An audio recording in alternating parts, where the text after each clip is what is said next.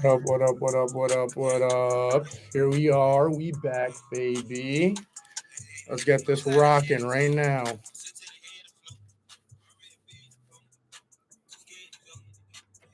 get her rocking. Here we are, baby. Hello, everybody. I know you're used to hearing my voice on Fridays. We're back on Tuesdays this semester. This is Logan with the Log Show here on WSJU Radio. Now, we have a filled card for you today, a lot to talk about, especially in the NFL world. Playoffs have started. We are in the conference championships. I can't wait to talk about last weekend's divisional round. We had a great group of games.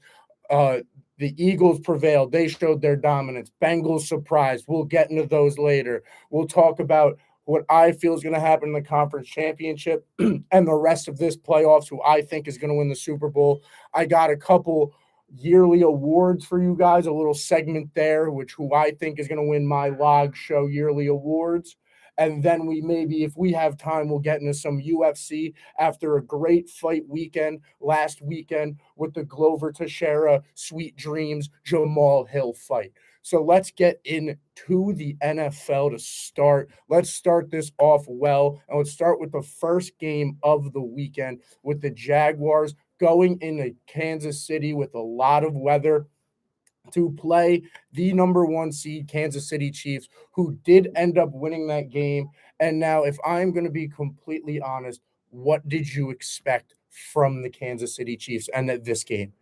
Yes, it was 27-20. Yes, the score makes it look close, but the Chiefs were dominant throughout this whole game and really proved that they are this new dynasty in a way. Even though they've only won one Super Bowl, they will consistently be the team that you have to go through in this AFC for years to come with Pat Mahomes, who played absolutely unreal. That offense played absolutely unreal. Mahomes did get injured. He did have that ankle sprain. And now, if you guys watched it live, you heard Tony Romo say this, and I want to say take what Tony Romo said with a grain of salt. It won't necessarily be exactly what he said. Everybody reacts to injuries different, and his injury happened at a different time. But with a high ankle sprain, it is going to hurt more in after the fact. With any injury, it's going to happen. You're in the game, your adrenaline's running. He was out on the. He wanted to play. There was no way Mahomes was staying out of the rest of that game.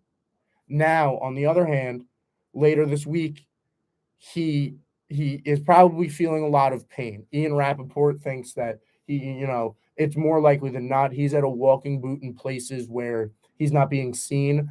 I wouldn't doubt that at all.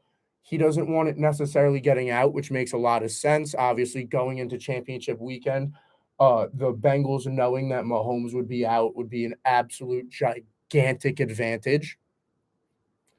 So, or even has the possibility of being out. So, you have to keep that under wraps as best as possible, and they are doing that well. Nonetheless, going back to the game on Saturday, Henny came in and that offense didn't seem to really miss a beat.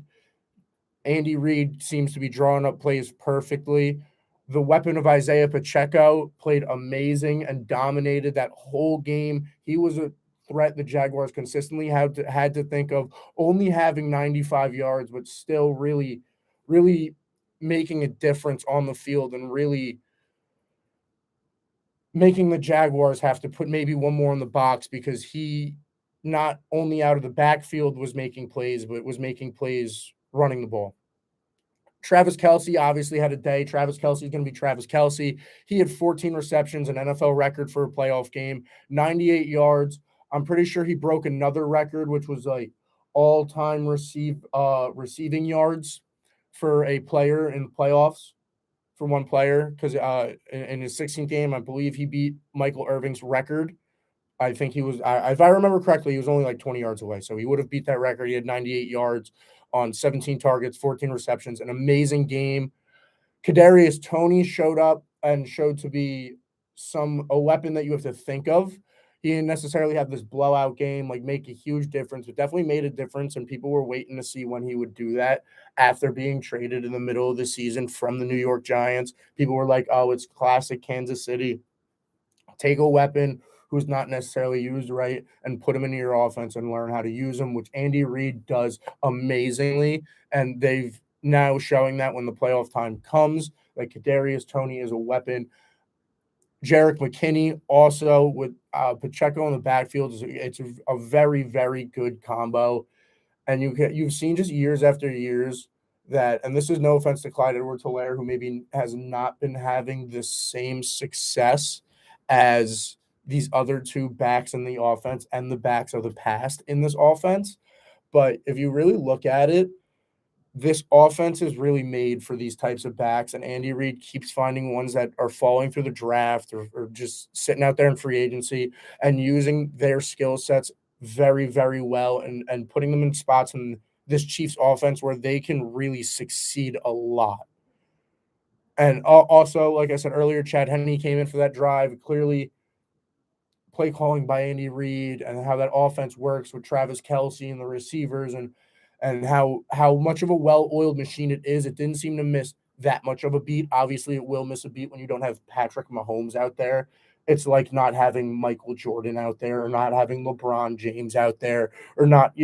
It's just he's too good of a player where him not being there obviously is going to make an impact. It's just how much of an impact with what you have following, and Henne did a great job coming in there. Talking about the Jaguars, who ended up losing the game, they definitely impressed nonetheless. After that win in Wild Card Weekend, that amazing comeback against the Chargers, after what they did the last 9 weeks of the season, and I'll talk about that a little bit more later. Um, they did a very they're a very surprising team and a very good job. Good job out of Doug Peterson as coaching them.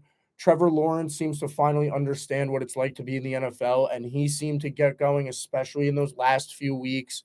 ETN, they seem to have something there. He got going. Christian Kirk seemed to actually not be as bad as a signing, even though everybody ripped them. He played very well this year, played very good in the game against the Chiefs, played very good in the wild card game too.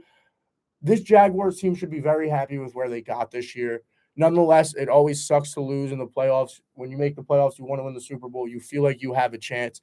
But they were that team this year that was necessarily the Bengals of last year and the team that nobody really saw coming this year. They thought they were maybe a few years from this, but they made the playoffs. They got that playoff experience. They're clearly now in that AFC South. It's just them in Tennessee, and Tennessee doesn't even have a quarterback right now. So the Jacksonville Jaguars, Trevor Lawrence did throw an interception, but he also had a touchdown, 217 yards. ETN had 62 yards and a touchdown. Kirk had 7 receptions on 14 targets. You got to do a little better there, but that's not necessarily always his fault. But Jamal Hasty seems to be a good player for them. Jamal Agnew also seems to be a great player for them. Zay Jones, who kind of showed flashes in Buffalo, seems to really has started to pick up this year down there in Jacksonville. So Jacksonville should definitely be happy with how they got this year. They did end up just running into a machine in the Chiefs. And realistically, obviously every dog has his day, so I don't want to say it's impossible, but there was a very, very small chance that the Jaguars were going to win this football game at all. Now to the night game on Saturday, which necessarily wasn't as entertaining because the Philadelphia Eagles played the New York Giants. And Giants fans, I'm sorry to have to talk about this game, but I have to. Absolute dominance from the Philadelphia Eagles in all 3 phases of the ball. It was just the O-line played exceptional. Kelce is probably the best center in the league, one of the best centers of this generation, in all honesty. That O-line played unreal, and that got that run game really going, and you're not going to beat the Eagles if you let that run game going. If you let Kenneth Gainwell, Miles Sanders both get going. Both hit 90 yards. Sanders had 90 flat. Gainwell had 112 on 12 carries. That's 10 yards. That's just under 10 yards a carry. You can't obviously expect to win a football game like that. The Giants' offense was slow. It was flat. Daniel Jones looked the exact opposite of how he looked last week. And I'll give him this. The Eagles' pass rush was insane. He was sacked 5 times. Like, it's hard to do something as Daniel Jones when you're sacked 5 times. But Then again, Saquon didn't get going, and that necessarily is the make or break for this Giants offense this year. Dable had a great run, really brought this team together and showed that they have a lot of talent that a lot of people didn't know about. People like Isaiah Hodgins, people like Darius Slayton, people started to really show up that we haven't really heard of for this Giants team. So also, like I said, for the Jaguars, great year for them, but a very, very poor performance against the Eagles, where we had Goddard have a day. You had Brown. You pretty much had every skill receiver on the Eagles. Every name you know on that Eagles offense had a very, very good day. You could argue maybe Jalen Hurts didn't, but they could easily, with how they ran away with that game early, they could have easily said, "All right, Hurts, your shoulder hurts. We're gonna just just pound it down their throat. Yeah, give them hell up the middle, and just dominate up front. Just absolutely and that's what they did. They got Gainwell, like I said, had a touchdown, 112 yards. Sanders had a day, both of them with over 10 carries. Just what an absolute day for the Philadelphia Eagles to absolutely dominate the New York Giants and knock them out of the playoffs after, like I said, a fantastic year out of the New York Giants, a fantastic game last week, a fantastic year out of Daniel Jones and Saquon Barkley, and that defense with Wink Martindale calling plays for that defense, having them really shut down. Kayvon Thibodeau started to show up towards the end of the season. The Giants have a lot to look forward to, but they just, like I said, for the Jaguars, I'll say the exact same sentence, ran into a team that is an absolute machine this year in the Philadelphia Eagles, and the Eagles move on to a home game, a home game in the NFC Championship, which will be it will be loud. It will be an absolute great game when they play the 49ers. Now, moving on to Sunday. Sunday started off with not the best game of the weekend. Sunday was the best day of the weekend. But the Bengals Bills game, I think everybody this weekend going in felt like this was the game. You got the Bengals, you got Joey Burrow, you got Joe Mixon, Jamar Chase, you got the Bills with Josh Allen and Stephon Diggs and Gabe Davis, all these weapons, the offense, the number one defense, this whole thing for the Bills and the Bengals, who started off slow and then really picked it up at the end of the year and showed dominance in back-to-back games against the Ravens the past 2 weeks, and did a lot of after that coin toss. I think they were tossed the wrong way. You heard I'm not sure if you heard it, but Zach Taylor, the head coach, came out and was like, I got to apologize. They got all these plans for coin tosses and and neutral site stadiums, and we just keep messing up their plans, and they do. But this Bengals team, I think, is on a mission this year, especially after what I saw this weekend after the dominating victory against the Bills. They really, really are determined to prove that last year wasn't necessarily this like rainbow team who went from 4-12 and really just popped up out of nowhere. That's not who they are. They're a team who is going to be around in this AFC for a while to come, a long, long, long time to come. Joe Burrow, I mean, if we want to sit here and make comparisons, we have our top three. For me growing up, it was Brady, and I'm talking about AFC only, so don't talk about Rodgers, Breeze, etc. But it was Brady, Manning, Roethlisberger, and I think we have our three here. Which one of them is going to get slighted from championships? Out of those three, it ended up being Peyton. So, but we definitely have what seem to be the emerging top three quarterbacks of our generation, and we'll see this Allen Burrow matchup in the playoffs many times to come. But Josh Allen, in all honesty, looked very flat in this game. The defense didn't look good either, and I'll get to how the Buffalo Bills defense played in a second. But I don't want to completely pass over Josh Allen going 25 for 42, not having a touchdown and an interception. Just a very, very flat game out of someone you don't expect that type of flat game from. He, you know, he's arguably the MVP this year. He's had arguably he probably had the best season of his career. He the Bills team seemed to be throughout the season, there was a lot of bad football. They seemed to be one of the only teams playing good football. And just to come into this game against the Bengals and get beat like that and have the offense fall completely flat. And the only touchdown be a Josh Allen rushing touchdown that you have. Singletary only had 24 yards. Cook couldn't get going. Beasley was nowhere to be seen. Gabe Davis was nowhere to be seen. I do want to take a quick side note here, sidebar, since I did mention Gabe Davis.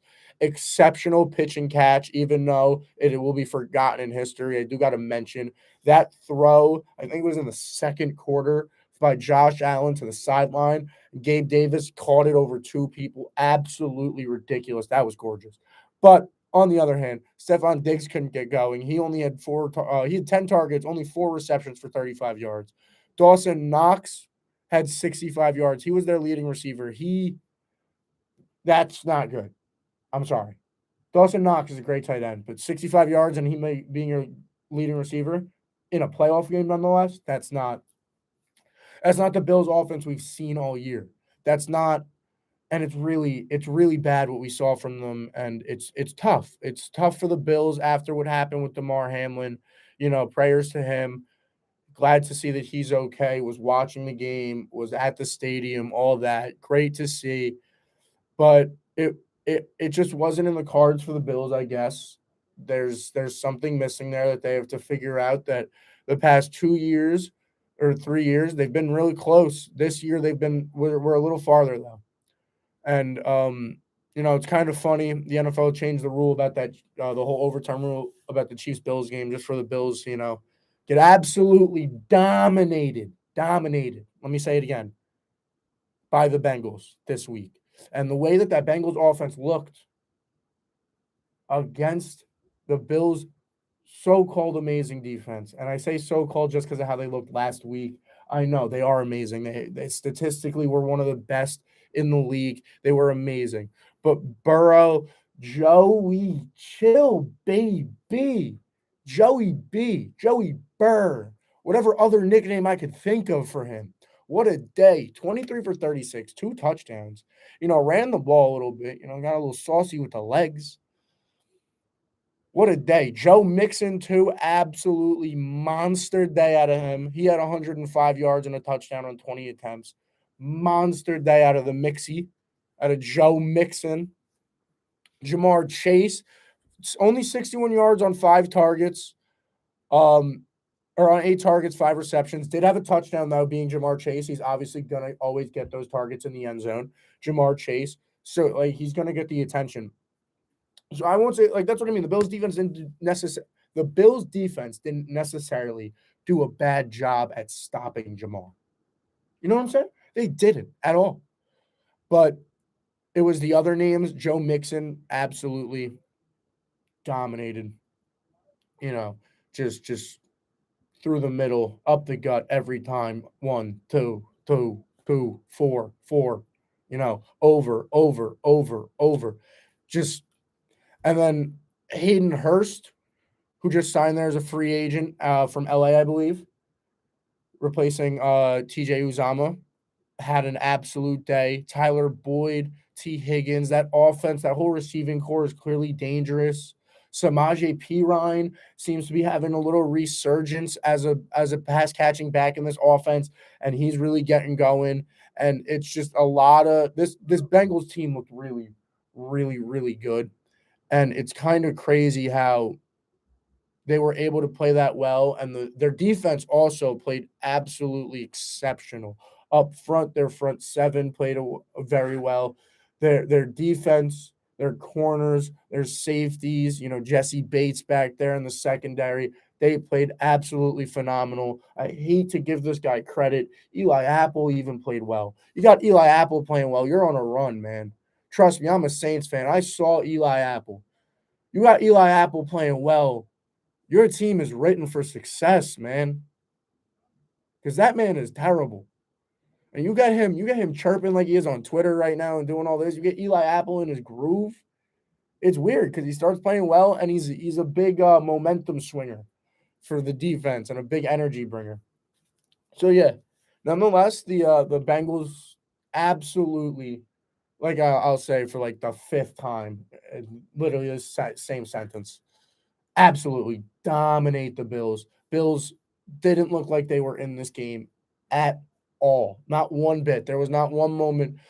Them being the Bills, you thought maybe they could do it. You know, maybe they could go on a little run, especially with the way last weekend went too, with all those comebacks and stuff like that.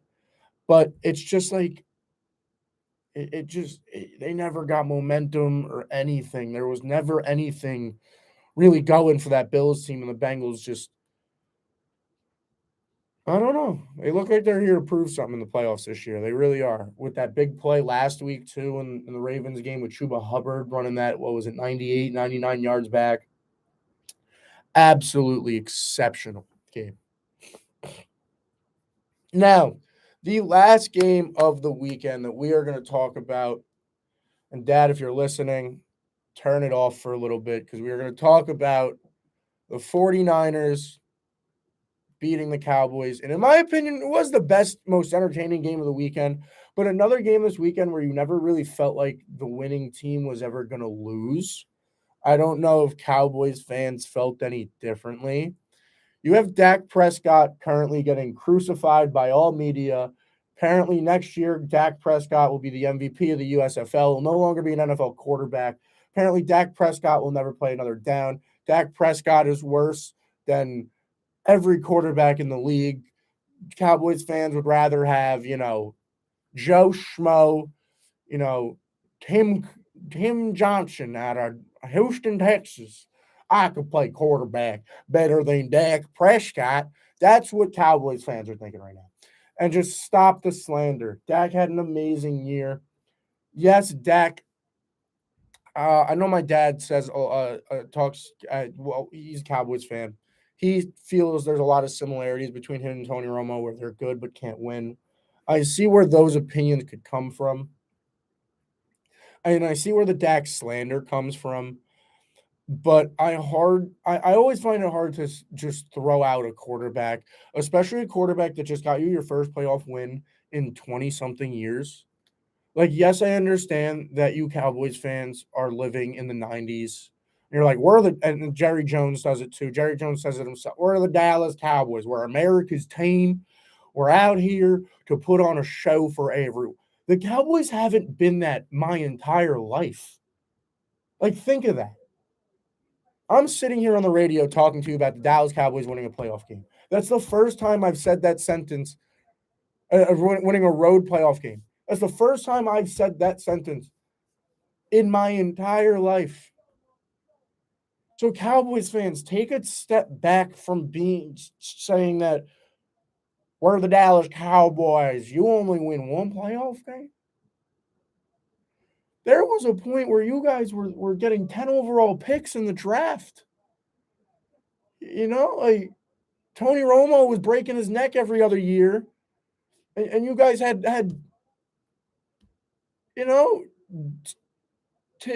what's his name? Matt Hasselbeck starting. Like, so really, Cowboys fans, I'm sorry, but like, take your blessings. The Cowboys haven't been this great Cowboys team that you think they are in a while. So don't really write off Dak. You see, even their social media on Twitter, if you guys want to go check this right now, you could go on the Cowboys Twitter. They posted an article a day after the game on Monday. The day after the game, they posted an article about how Dak's performance was poor and he threw 2 interceptions that caused the loss. The Cowboys' own Twitter is tweeting this. And I don't get it at all. He, for the first time, he showed that he can win, actually. He proved he could win. Yes, there are problems in the team. Zeke isn't Zeke. I think the problem with the Cowboys is more coaching. I think Mike McCarthy, no offense, is Jerry Jones' perfect coach, but not a good NFL coach. Mike McCarthy's a puppet.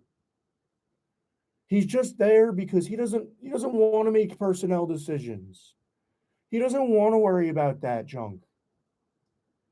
What he wants to worry about is the X's and the O's. Is getting his team ready, getting his team excited. He's a good coach in that sense. Players love Mike McCarthy, but you're using Zeke as a short down back like he's Mike Tolbert. Like you know what? Like it makes no like he's one of those old Patriots backs that you would always see just pop out of nowhere and only play within the a 5 yard. Like I don't. Zeke is a talent, man. You could use him in a lot more. And don't get me wrong, Tony Pollard, he's also a talent. He had a bad injury. Prayers up to him. Maher, the kicker. I don't know if he's going to have a job in a week or two. That was a really rough 2 weeks for him. Dalton Schultz, he had a good game, but this Cowboys offense was really flat. Dak threw 2 interceptions. One, I will say, if you watch the game, if you rewatch the game, you watch the film. One play specifically, I cannot blame on Dak. It was clearly a miscommunication between him and Michael Gallup on a comeback route. There was one route, if I could kind of picture it for you in your head, where Michael Gallup runs a comeback, and when he turns, he kind of just stops running the route, and Dak clearly throws it 5 yards, seems under 5 yards underthrown, because he's expecting Gallup to complete the comeback and come more towards the ball, and he just doesn't, and the route is just completely hopped. So he really, to me, threw 1 interception, but talk about that later. The Cowboys just, and again, I don't want to necessarily blame the Cowboys offense for their falters because they played the best defense in the league, one of the best defenses arguably ever. They got Joey Bosa, who's easily the best pass rusher in the league right now. He's leading the league in sacks. He makes an impact on every single play. You have Fred Warner, who's arguably the best middle linebacker in the league, who leads the league. He might not lead the league, but he's top 3 in the league in tackles, or top 5 maybe. He's up there in tackles. You got Jamie Ward back there at safety. If you have absolute names on this defense, and they're hard to get a team going. I'll give the Cowboys offense. CeeDee Lamb did find a way to get going. He had 113 yards on 10 receptions. But nonetheless, the Cowboys offense ran into a brick wall called the 49ers defense. And the 49ers, because like the 49ers offense didn't like impress me. They didn't look great. They put up, what was it, 19 points? They scored 1 touchdown, and it was a Christian McCaffrey run. Besides that, Robbie Gould was 4 for 4 on field goals. So, like, their offense didn't necessarily get running. You didn't see Brock Purdy have one of those amazing games that he's been having the past couple weeks. He didn't throw a touchdown. Now, one good thing about Brock Purdy, who I have not been able to really talk about on the show because he started to get going right as last semester ended, he didn't really get to do what he's been doing, where he's been – all right, now I'm gonna sound really contradictory here because I know at the beginning of the year I went on this whole spiel about Jimmy G. Brock Purdy is Jimmy G, but as of the moment, it seems like you can win because of him, and that's the one thing you can't do because of Jimmy G. Brock Purdy seems to be playing very well. Now, like I said, he didn't play necessarily amazing, but he played exactly how he needed to with 214, no touchdowns, but again, no turnovers. Played exactly how he needed to. George Kittle was an absolute monster, catching every ball that was thrown to him with 5 receptions, 95 yards. Absolutely monster game from him. I've noticed Debo's production has kind of slipped this year as they do still dual threat him. He had 4 receptions and 4 rushing attempts. So he's a weapon there, but he didn't really get going. Elijah Mitchell did get going for this team in the backfield. It wasn't really CMC. It wasn't really Debo. It was more Elijah Mitchell who got going for this team and helped that 49ers offense just kind of win playoff games the way Kyle Shanahan likes to, which is just chew clock, pound the ball, sit there, run it, run it, run it. Whichever running back's going today, run it, run it, run it. We'll win. We'll win 19-16. We will. Now, before I move on, I want to talk about one last thing about the Dallas Cowboys. What the hell was that last play? Please. What in tarnation were you running? Let me start here. You have your starting running back who I just ripped on. Your now Mike Tolbert running back, Ezekiel Elliott, playing center. Now, credit to Zeke as someone who's played lineman. Perfect form. Perfect form, Zeke. Perfect form. Your pass set, Ezekiel Elliott, was absolutely incredible. But now also, you have 2 wide receivers on the outside and 3 linemen on each side. Maybe you're trying to get the ball to the outside and like this annexation of Puerto Rico type play, this super lateral, get it to the edge, someone throws it across field and you got blockers. Maybe that's what you're trying to draw up. But I don't know what that was. Did you not expect them to pass rush? Because if you watch the play again, literally they just rush 3. Zeke gets absolutely pancaked. I felt bad that they even put him there. Dak just throws the ball, and that was it. Now, again, yes, you only have a 6% chance of getting that play done from your own 25 with 6 seconds left and no timeouts. But I feel like there's better drawn up plays than whatever that was. I don't know what they are. I'm not an NFL head coach. I don't draw plays. But I feel like there's something out there. At least one play that's better than that one. But I'll leave it there. Now, moving on, we got conference championships this weekend. We got 2 games that I think everybody going into the playoffs would say these were the best 4 teams, arguably. You could argue the Bills over the Bengals, but that was the argument. So the fact that these 4 teams are here surprises no one. How I think this weekend will end up, nonetheless, I think the Bengals beat the Chiefs. I think Pat Mahomes is going to be slow because he's injured, and it's not a light injury. A high ankle sprain is not a light injury at all, nonetheless.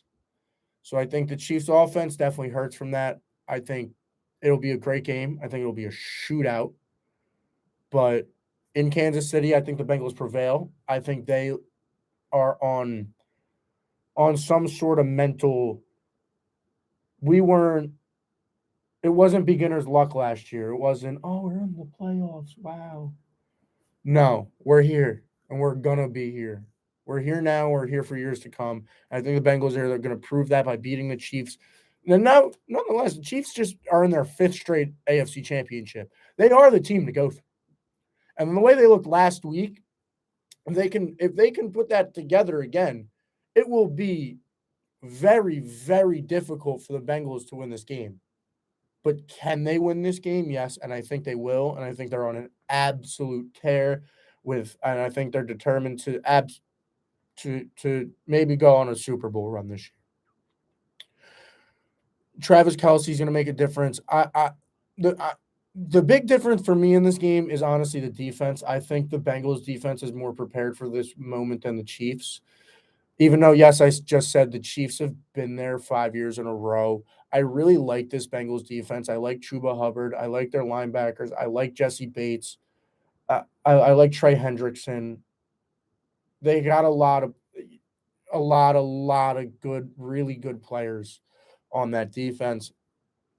And I think the Bengals are they make back-to-back Super Bowls. I think people got to sit there and say, hey, maybe they're a team that might win a couple. Maybe, they're going to be here for a while. Now, moving on to the NFC side, what I think will happen in the conference championship, 49ers at the Eagles. Now, this one is going to be the exact opposite of what we're going to get in the AFC championship. AFC championship, I think, is going to be shootouts. I think we're going to see Pat Mahomes fling it, Joe Burrow fling it right back, Jamar Chase do something crazy, Isaiah Pacheco do something crazy, Travis Kelce open for 67 yards. And all of a sudden, the score is 35-38. and the Bengals win, right? Off a Zach McPherson field goal or something. I don't know. This Eagles 49ers game, now you got two teams that have stifling defenses and great run games. So the game will be on the ground, and Kyle Shanahan definitely wants it on the ground. He feels like he can win this game if they keep it on the ground, and he feels that way because that's the way the 49ers have won before. Uh he relies on that defense that is top of the league. It's one of the best defenses in the league, if not the top defense in the league. I don't remember exactly, but I think the Eagles kind of are going to run into a wall here. I think it's going to be a low scoring game on even like a 13-10 type game. I think Hurts' injury hurts him. If you guys got what I kind of said there, if that was kind of a tongue twister, but I think that definitely hinders him a little bit and slows him up still with that shoulder, because I still don't think he's at 100%. The 49ers, I think their front seven is absolutely going to shut down Miles Sanders and Kenneth Gainwell. And the hope for the Eagles to break this game open would be A.J. Brown and Devonta Smith, and they do have a chance to do so. Can they? I don't know. It'll be a great game, especially with this Eagles pass rush. Their pass rush is a top 5 pass rush, but you got Brock Purdy. You got you got Brock Purdy, you got CMC, you got Debo, you got Kittle, you got weapons on that offense that are going to be really, really hard to stop for Darius Slay in that secondary in Philadelphia. So I think the 49ers are going to squeeze that one out.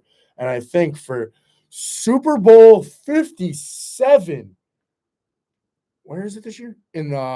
Over there in Arizona, we will have the Cincinnati Bengals play the San Francisco 49ers for glory down there in Glendale, Arizona. Now, I told you I'm telling you my predictions for the whole playoffs. And it's weird because obviously I don't know what the game's actually going to be. So my prediction might change next week, or I might just be reiterating next week exactly everything I'm going to say here. I think the Bengals are going to get it done because, like I've been saying this whole time, I think they are on a roll. I think mentally Zach Taylor and Joe Burrow have these guys rolling in a way where they're like, they thought we were just lucky last year. Let's go do it again, and let's win it this time. Let's win it this time, please. That's what they want. They're not running into this glory Rams team with Matt Stafford having his best year and Aaron Donald and Cooper. They ain't running into that team. They're running into a team that's going to try to beat you defensively and on the ground. And I think the Bengals have the defense to stop that offense. And I think they have the offense to break the defense. I think they have a lot of weapons. And the big difference to me in the Bengals and the Bengals playing the big difference to me in the Bengals beating the 49ers and the Eagles beating the 49ers is the Eagles front line is way better than the Bengals. And you might say, well, then how are they going to stop that front seven? How are they not going to stop it, but the Bengals will? I think Joe Burrow's the difference. I think Joe Burrow's going to be able to make plays with those receivers more than Hurts will with his injury. Like I said, I think that's the big hindrance for the Eagles this weekend. So I think the Bengals put on a game. I think they're finally able to get it going in an entertaining game, but not necessarily a shootout or that high scoring of a game, but a game that definitely comes close, comes down to the wire. But I think the Bengals finally get it done and overcome that hump that they couldn't overcome last year. And they get that trophy. Joey Burr, Jamar Chase, Hayden Hurst, all those dudes over there in Cincinnati, they build an indoor facility this year. They do revenue on the stadium. They go, maybe. The owners go, maybe if we put money into this football team, Success will come, and what happens, it comes. And I think the Cincinnati Bengals take home the Lombardi and take it back to Ohio. Take it back to good old Ohio. And I think they win it. I think Joey B, Ohio kid, gets that Super Bowl MVP. And I think that's what I think is going to happen. Genuinely, after what I saw last weekend, especially, I think this Bengals team is going to be hard to stop. I think Joey Burr, the Ohio kid, is hard to stop. And I actually sat there and thought for a while who I thought was really going to be the Super Bowl MVP in a game that I think won't like necessarily be like slinging it. I think it couldn't maybe go to someone on the defense like a Jesse Bates or like a Chuba Hubbard. You could even go to Jamar or T. Like there are players who could make a big play in a big moment that it could go to. But in all honesty, the easy choice is always the quarterback. I think when nobody makes that necessarily big play, it always goes to the quarterback. So I'm saying if the Bengals win, Joey Burr takes the MVP trophy with him. And now for the moment of the show. I wish I could play some like Oscar music for you guys. Some like have some fancy intro, but I'm not there yet, so I don't. But here we are for the 2022 first annual Log Show Awards for the 2022-2023 NFL season. Here we are. We're going to start with a fun one. We're going to start here with 2 team awards is how we're going to actually start. And then we'll go into player awards. We're going to start with surprise team of the year. And the winner is for surprise team of the year for the 2022 Log Show. Drum roll, please. The Jacksonville Jaguars. Now, I don't know if this is necessarily much of a surprise to people. To me, they were. I don't think their pick for this award was necessarily a surprise. It was between them or the Giants, and I know being in a New York market, a lot of people might be like, whoa, how do you not choose the Giants? But what the Jaguars did in the last 9 weeks of the season, I hinted about it earlier, was absolutely incredible. They go 7-2 over the last 9 games, which includes Baltimore. They beat Tennessee twice, who seemed to be on a roll when they beat them the first time. And they beat Dallas in that run in that incredible comeback on Thanksgiving in that overtime win. So a 7-2 run to end up slipping past the Tennessee Titans. And if they don't win those 2 Titans games, they don't win the division, by the way. So end up slipping past the Titans, get into the playoffs. They proved that this was their year, that they learned everything and got everything down. And now they'll be able to run in the future. It's them and the Titans. And like I said earlier, the Titans don't got a quarterback as of right now. They got Derrick Henry and a bunch of people I can't name. Credit to Mike Vrabel for doing as good as he does with that team because I can name maybe 5 players on the team. So it's them and the Titans for the AFC South for the future, what it looks like. Trevor Lawrence really seemed to figure it out. He ended the year with 4,113 yards, 25 touchdowns, 8 interceptions. A great year out of Trevor Lawrence, honestly. And then a great year out of Doug Peterson, too. They had Olawale, the middle linebacker who led the league in tackles. They had a lot of players on this team really show up for them. Christian Kirk, who I mentioned earlier, Travis Etienne, who I mentioned earlier. A lot of players showed up for this team, and especially in the last half of this season. They went on a huge run to really surprise a lot of people and be like, whoa, here we are. And also the 2 teams I do want to mention for my honorable mentions for that award, like I said, the Giants and the Detroit Lions went also on an absolute crazy run that I had to mention. Now for my disappointing team of the year, drum roll please.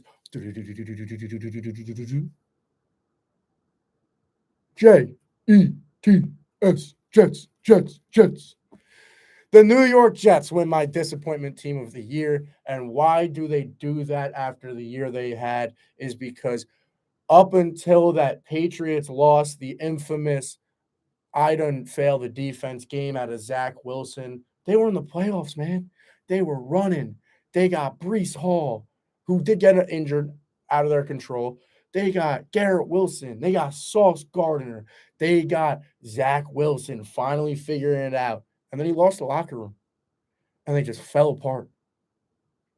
And then all of a sudden, the Jets weren't in the playoffs. All of a sudden, it got so bad that the Jets fans I knew they weren't it became Jets fans again. They became the Jets were on a roll earlier this year. Everyone was talking about, oh, the Jets are here. The two New York teams are here.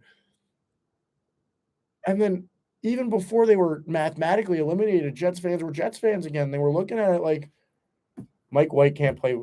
Mike White ain't Mike White, bro. Like, he ain't that good. And I want to go back to Zach Wilson. Or who else? I got Joe Flacco. They sat there, bro, depressed. It was terrible. I felt so bad for them.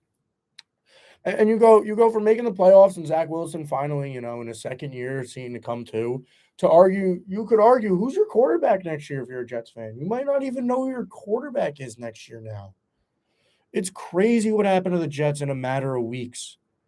And that is why they have won my disappointing team of the year. Honorable mention to the Denver Broncos also for coming in second for that award. Also a very disappointing team. Now on to my player awards. These are a little more fun. These are a little more up for debate. So, if you don't agree with me, you don't agree with me. These are my opinions at the end of the day. That's why you're listening, because you like to hear my opinion. If you don't like to hear it, I don't know why you're listening. But here we go. We're going to start with comeback player of the year. There's a couple of choices here. There's only 3 choices here. There's Saquon Barkley, Christian McCaffrey, and Geno Smith. The hard choice for me was in between Saquon Barkley and Geno Smith. No offense to Christian McCaffrey, but moving to the 49er or from Carolina to San Francisco helps immensely.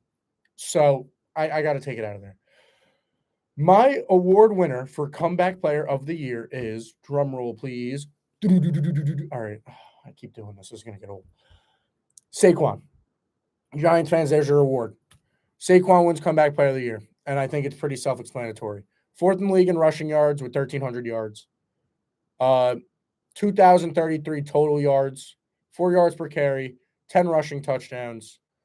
Was clearly the heart and soul of the Giants offense this year. They were 2-5-1 when he had under 65 yards this season, and that was only in the regular season. I checked that. So if you add that to the playoffs, they'd be 2-6-1 after last week.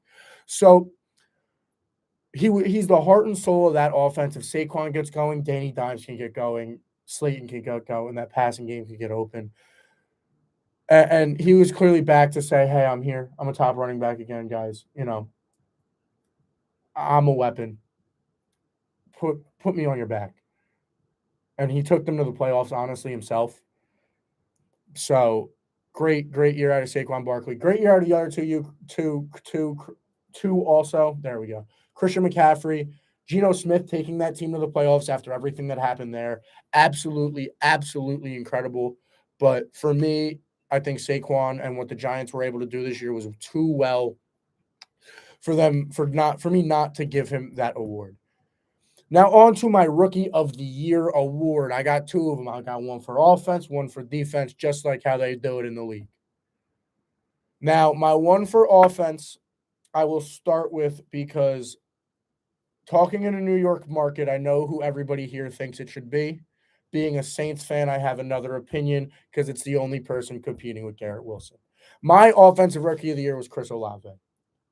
Now, don't get me wrong. Garrett Wilson could get that award. When you do AFC, NFC, that's who's 2. AFC, NFC for me. When I'm talking about one, I give it to Olave. The reason I give it to Olave is because Olave was in a lot more of a struggling offense this year. While, yes, Garrett Wilson did it with 3 different quarterbacks throughout the year, Olave had Andy Dalton and a Saints team that really struggled at the beginning of the year to get going, and he seemed to be the only really good point of this team. Towards the end of the year, he definitely slowed down, but towards the beginning of the year, the way Olave played for this Saints team was absolutely incredible. He was second only behind Garrett Wilson in yards, but that's also with 20, I think it was 20 less targets. So he's and only he was only like maybe 50 less yards. So he's putting in a lot of work. He was doing very well in a Saints offense that really didn't really do that well this year. Coming from a Saints fan, it was slow. It wasn't great. So that's why I give Olave my rookie of the year. I got to speed this up. I'm going to lot of time. Defensive rookie of the year. Jets fans, I give this one to you. I think it's easy. Sauce Gardner. Not much to talk about there. Yeah, I think that's self-explanatory. I do want to talk about UFC. So actually, for my main 5 awards for the Log Show Awards, I think I'm going to leave that for next week. I think we'll see who I have for Offensive Player of the Year, Defense Player of the Year, Coach of the Year, MVP, and my own personal disappointing, or what is it? Oh, I forgot what it stood for. My least valuable player is what it is. I thought of an acronym earlier and I wrote it down. Don't remember what the acronym stands for. My least valuable player. So I will give away those 5 awards tomorrow because I do want to talk about a sport I love and I don't feel like gets a lot of press and I want to fit it into the show a little bit more. So I am going to talk about the UFC. We had a fight last weekend for the the light heavyweight belt between Sweet Dreams Jamal Hill and Glover Teixeira. And what a fight it was for Sweet Dreams Jamal Hill. Just absolutely beat the snot out of Glover Teixeira. It hurt to watch, but the toughness of Glover at 43 in that fight was absolutely impeccable. You know, it goes as long as it did. It goes to I believe it went all 5, and if I remember correctly, and Jamal Hill really deserved the fight. And the dreams of a John Jones fight becomes possible, even though John Jones is going to fight heavyweight now. We'll talk about that later because I want to talk about the year upcoming. But a really great fight and a great career for Glover Teixeira. I gotta just say, 33-9 overall, one of the greatest light heavyweights of all time, the oldest UFC champion ever at 42 when he won it a couple years ago. Shogun also retired that night, so shout out to him. Both of them UFC legends, in their own respects. We had Figueiredo versus Moreno 4. And Moreno wins by doctor stoppage with a TKO with a nasty cut on Figueiredo's forehead. I think the stoppage was warranted. I think Moreno was dominating the fight. I think he was up 3-0. At worst, it was 2-1. Maybe you could give Figueiredo the first round. But great win to get his belt back. Moreno to get the belt back. The big thing I see here is the argument is, what do you do now? With the series at 2-2, do you give them 5 fights? A series going 5 fights seems insane to me, but you never know. Gilbert Burns and Jessica Andrade, both UFC greats in their respects. They both get big wins. Burns wins with a first round submission, absolutely dominant against Neil Magny, and then Andrade beats Lauren Murphy by decision. The year upcoming, the next big event we have coming up right before I end this show, so you guys can know what we have coming. On February 11th, you got UFC 284. You got Mikhail Volk. Fight of the year might already be here. The 2 best pound-for-pound fighters right now, in my opinion. You know, what happens to Volk with the featherweight division if Volk leaves and wins this fight? You also got Yair Rodriguez and Josh Emmett on that card. But the big drawer here is Islam versus Volk.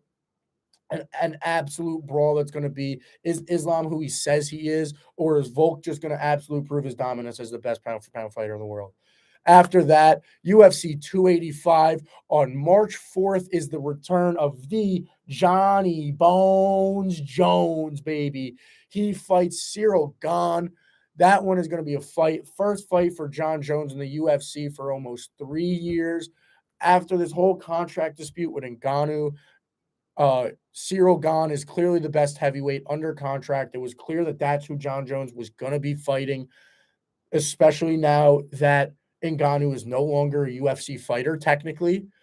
Also on that card, you got Jeff Neal versus Shavkat Rahamov, I think is how you pronounce it. I don't know. I could have butchered that completely.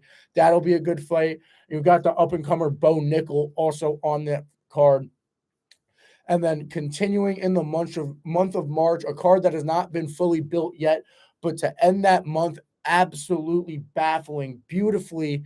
Two amazing fights. You get the return of John Jones, and then we get Usman Edwards too. After Edwards had that unreal fifth round head kick heard around the world against Usman that put that man in the shadow realm. Let me tell you here, folks. But yeah, Usman Edwards too. You got that March 18th, and absolutely stacked 3 months here.